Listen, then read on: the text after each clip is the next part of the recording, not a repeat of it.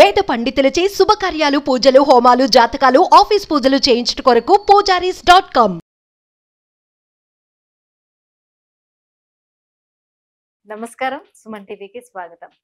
September మాసంలో ద్వాదశ రాశుల వారికి ఏ రకంగా ఉండబోతుంది, గోచర రీత్యా గ్రహ స్థితిగతులు ఎలా ఉన్నాయి, ఎటువంటి ఫలితాన్ని అందిస్తున్నాయి, ఈ విషయాన్ని తెలియజేసేందుకు మనతో పాటు ఉన్నారు ప్రముఖ ఆస్ట్రో మరియు వాస్తు వేదిక నిపుణులు, దేవి ఉపాసకురాలు శ్రీమతి జయప్రద గారు. అమ్మ నమస్కారం. నమస్తే అమ్మ, శ్రీమాత్రే నమః. అమ్మ, ద్వాదశ రాశుల వారికి ఎలా ఉండబోతుందో తెలుసుకునే ముందు ఈ మాసం గ్రహ స్థితిగతులు ఎలా ఉన్నాయి, ఎటువంటి ఫలితాలను ఇస్తున్నాయి ఒకసారి తప్పకుండా నాన్న. తెలియజేస్తారా? మనకి గోచారంలో మనకు తెలిసిన విషయాలు ఆల్రెడీ, ఎందుకంటే బలయ్య గ్రహాలన్నీ పెద్ద పెద్ద గ్రహాలు అందరూ కూడా సంవత్సరం దాకా కథలో కనుక వాళ్ళందరూ అలాగే ఉన్నారు.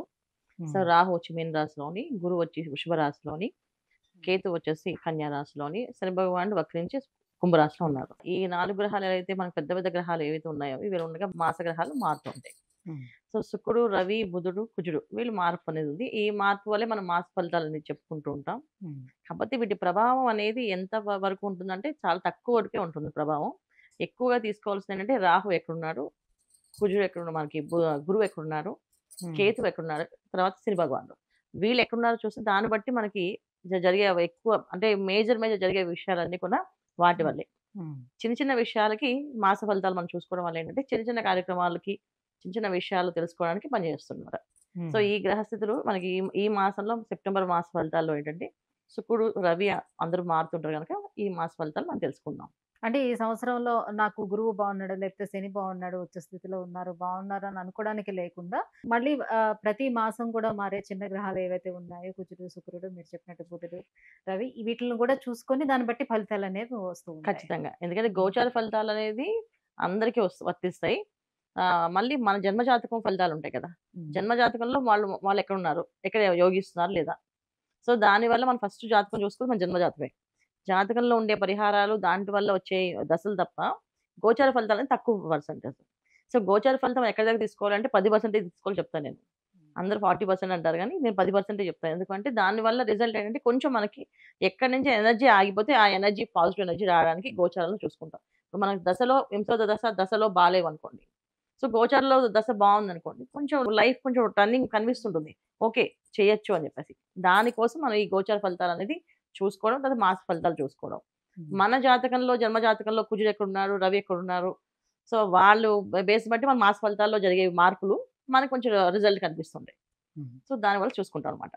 వృశ్చిక రాశి వారికి సెప్టెంబర్ మాసం ఎలా ఉండబోతుంది? రవి బుధులు కానీ లేదంటే కుజుడు శుక్రుడు కానీ ఎలా యోగిస్తున్నారు వీళ్ళకి? తప్పకుండా అన్న, వృశ్చిక రాశి వాళ్ళకి కాస్త బాగుంది ఈ మాసం వాళ్ళకి. ఎందుకంటే రవి బుధులు వచ్చేసి దశమ స్థానంలో ఉన్నారు, తర్వాత లాభస్థానంలో శుక్రుడు ఉన్నాడు, ఆయన తోటి కేతు కూడా ఉన్నారు. సో దానివల్ల ఏంటి అంటే వీళ్ళకి కొన్ని చాలా ఏళ్ళ నుంచి పెండింగ్ కేసులు ఏవైతే ఉన్నాయో అవి రిలీజ్ అవుతాయి. అంటే అమౌంట్ వైజ్ గా రావాల్సిన డబ్బులు ఏవైతే ఉన్నాయి, మొండి బాకీలు అంటుందా, అవి వచ్చే అవకాశం ఉంది ఈ మాసంలో. ఇంకొకటి ఏంటంటే వృశ్చిక రాశి వాళ్ళకి దశమ స్థానంలో ఎప్పుడైతే రవి బుధులు ఉన్నారో వీళ్ళ కెరీర్ సంబంధించి ఎన్నో రోజుల నుంచి ఆటంకాలు చేయాలా వద్దా అనుకునే వాళ్ళకి క్లారిటీ వచ్చేస్తుంది. సో ఈ ప్రొఫెషన్ లో వెళ్ళొచ్చు, ఈ పిల్లలైతే చదివించవచ్చు, ఇలా చదివిస్తే బాగుంటుందని, వీసా ప్రాబ్లమ్స్ లేకుండా వీసా సాల్వ్ అవ్వడం కానీ, వెళ్ళడం కానీ, విదేశాల్లోకి వెళ్ళడం కానీ, లోన్స్ రావడం కానీ ఇవన్నీ జరుగుతాయి. స్పెక్యులేషన్స్ ఆ బిజినెస్ వాళ్ళకు కూడా బాగుంటుంది. సో ప్రతిదీ అనుకూలంగా బ్రహ్మాండంగా ఉంది. సో ఎందుకంటే ఈ మాసంలో రవి దశమ స్థానంలో తర్వాత లాభస్థానంలోకి వెళ్తున్నారు. అందువల్ల ఏంటంటే వీళ్ళకి పర్వాలేదు, గవర్నమెంట్ సంబంధించిన అన్ని పనులు వీళ్ళకి అయిపోతాయి. అంటే రియల్ ఎస్టేట్ రంగాల్లో వాళ్ళకి చాలా మందికి ఈ ప్లాట్స్కి ఉంటాయి కదా, సో ఈ ప్రాబ్లమ్స్ అన్ని సాల్వ్ అయిపోతాయి ఉంటాయి. సో అందుకే చక్కగా చేసుకోవాలి, వీళ్ళు వెళ్ళి అడగడమే ఆలస్యం, పని అవుతుంది అది. కానీ వీళ్ళు ఒకటి మొహం ఆటం, సరే వాళ్ళు ఎవరు చేయరు అని వీళ్ళు అనుకొని ఫిక్స్ అయిపోయి మైండ్ సెట్ ఉంటే మాత్రం మనం ఏం చేయలేం. కానీ లేదు చేయగలిగితే వెళ్ళి ఒకసారి మనం వెళ్ళి అడిగితే మళ్ళీ ఈ ప్రాబ్లం సాల్వ్ అవుతుందని 10 సార్లు తిప్పించుకొని ఒకసారి సంతకం పెట్టిన వాళ్ళు మనం ఇలా వెళ్తే ఆ సంతకం పెట్టేస్తారు. అంతటి అవకాశం ఈ వృశ్చిక రాశి వాళ్ళకి ఈ మాసంలో ఉంది. కాకపోతే వీళ్ళకు ఏంటి అంటే కుజుడు అష్టమ స్థానంలో ఉన్నాడు, వీళ్ళ రాసాధిపతి అయినప్పటికీ కూడా ఆయన అష్టమ స్థానంలో ఉన్నాడు. దానివల్ల ఏంటి అంటే కొంత జాగ్రత్త వహించాలి. ఎందుకంటే అష్టమ స్థానం ఎప్పుడు కూడా కొంచెం డేంజర్ జోనే. వాహనాలు నడిపేటప్పుడు కానీ, బయటికి వెళ్ళేటప్పుడు కానీ శకునాలు చూడకుండా బయటికి వెళ్ళడం కానీ చేయకూడదు. సో అంటే శుభశకునాలు ఇంట్లో వాళ్ళకి చెప్పడము, పెద్దవాళ్ళకి నమస్కారం చేసి వెళ్ళడము, లేదా గుడికి వెళ్ళి పని మీద వెళ్ళినప్పుడు గుడిలోకి వెళ్ళి నమస్కారం చేసి బయటికి వెళ్ళడం చేయాలి. లేకపోతే అష్టమ స్థానం కుజుడు అనేది కొంచెం ఇబ్బంది పెడతాడు. చతుర్థ స్థానం శని. చతుర్థ స్థానంలో శని భగవానుడు వక్రించి అది అది అది ఖచ్చితంగా ఉంది. కాకపోతే ఏంటంటే కుజుడు అష్టమ స్థానం డైరెక్ట్ గా అష్టమ స్థానం మిథున రాశి కదా, అది యాంటీ కాంబినేషన్ అనమాట. సో దానివల్ల ఏంటంటే కొంచెం జాగ్రత్త వహించకపోతే ఇబ్బంది పడే అవకాశాలు కూడా ఉన్నాయి. సో మనం చాలా జాగ్రత్తగా ఉండడం అనేది ఎప్పుడు అంటే చతుర్థ స్థానం అనేది మన కుటుంబంలో వచ్చే చికాకులు, గొడవలు, డిస్టర్బెన్సెస్ ఏదన్నా బయట ఎక్కడ రావు. అష్టమ స్థానం అంటే మనకి అది ఎక్కడైనా రావచ్చు. అది ఎలాగా వస్తుందో చిన్న మాటకి పెద్ద పెద్ద గొడవ చేసేసుకుని అది కొట్టుకుని దాకా వెళ్తుంది, ప్రాణం దాకా వెళ్తుంది. సో ఎప్పుడు కూడా అష్టమ స్థానాన్ని జాగ్రత్తగా చూసుకోవాలి. అష్టమ స్థానంలో ఎవరున్నారో చూసుకోవాలి. సో మనకు కుజుడు అంటేనే అగ్రెసివ్ ప్లానెట్ కదా, ప్రతి విషయంలోనే ఆయన ఆగడు, ప్లస్ ఏ విషయమైనా ఒప్పుకోరు, చేయాల్సిందే అయిపోవాల్సిందే అని చెప్పే మనస్తత్వం కలిగిన గ్రహం అనమాట కుజగ్రహం.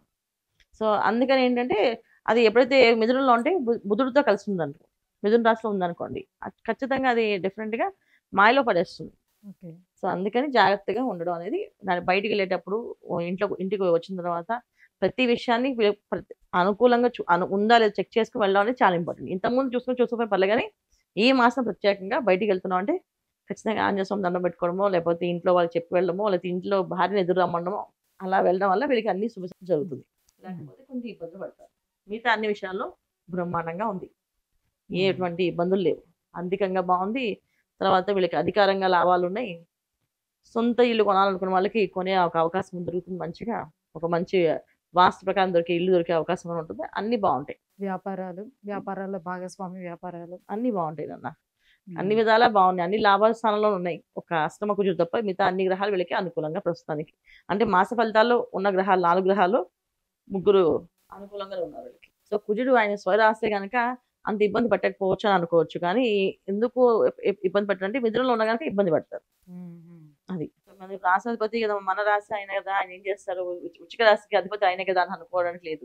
ఆయన వెళ్ళి మిథున రాశిలో ఉన్న కనుక డెఫినెట్ గా ఆ ఇబ్బంది అనేది ఉంటుంది కనుక చూసుకొని జాగ్రత్తగా వెళ్ళడం ఇంపార్టెంట్.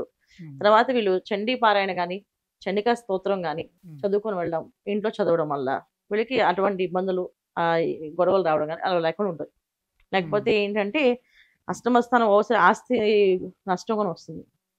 ఆస్తులు పోవడం కానీ, డబ్బులు ఇబ్బంది పడడం కానీ, నమ్మించిన వాళ్ళే మోసం చేయడం కానీ, సంతకం పెట్టి ఆ ఆస్తి వాళ్ళ పేరు వెళ్ళిపోయి ట్రాన్స్ఫర్ అవ్వడం కానీ ఇవన్నీ జరుగుతుంటాయి. ఈ మాసంలో అలాంటి విషయాలు అలా జరుగుతున్నప్పుడు జాగ్రత్తగా ఆలోచించి వేయడం అనేది చాలా ఇంపార్టెంట్. వీళ్ళకి ఎవరిని పడితే వాళ్ళని నమ్మడం అని లేదు, ఇంట్లో వాళ్ళతో కూడా ఇబ్బంది ఉంటుంది. ఇంట్లో వాళ్ళు కూడా ఇబ్బంది పడుతుంది. వీళ్ళకి శని భగవాన్ వక్రించి ఉన్నారు కదా, సో అందువల్ల ఏంటంటే చతుర్థ స్థానంలో కూడా వీళ్ళకి యాంటీ కాంబినేషన్ జాతక ప్రకారం చండీ పారాయణ అనేది చేసుకుంటూ ఉండాలి. తర్వాత గుడికి వెళ్ళడము, అమ్మవారి గుడికి వెళ్ళి ప్రదక్షిణలు చేసుకోవడం, దండం పెట్టుకోవడం, బయటికి వెళ్ళేటప్పుడు భార్య ఎదురు రమ్మని చెప్పడం, ఈ పనులు వీళ్ళు చేయడం కలిగితే ఈ మాసం అంతా వీళ్ళకి చాలా బాగుంది. అంటే వృశ్చిక రాశి వాళ్ళకి బాగుంది అని అంటే మాకు బాగుందని చెప్తారు, కానీ ఎప్పుడు బాగుండదు ఏంటంటే జాతకం ఉండే గోచారంలో ఉండే గ్రహాలు ఒకళ్ళు బాగుంటే ఇంకొకరు బాగుండట్లేదు. ఆ ఇబ్బంది వాళ్ళకి ఎప్పుడు కనిపిస్తూనే ఉంటుంది. వాళ్ళ జన్మ జాతకంలో ఎవరున్నారు, ఎలా ఉంది, యోగిస్తున్నా లేదా చూసుకోవాలి. అమ్మ, వృశ్చిక రాశి వారికి సెప్టెంబర్ మాసం అంతా ఏ రకంగా ఉండబోతుంది, ఎలాంటి జాగ్రత్తలు తీసుకోవాలి, ఈ విషయాన్ని తెలియజేసినందుకు ధన్యవాదాలు. శ్రీమాత్రే నమః.